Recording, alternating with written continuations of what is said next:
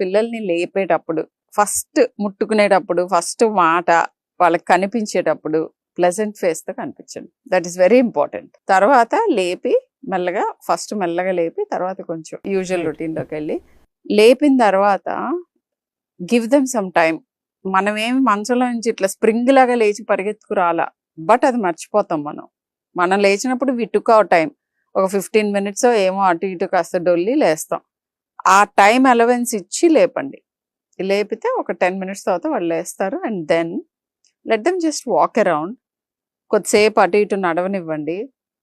Warm water తాగిస్తే system starts well.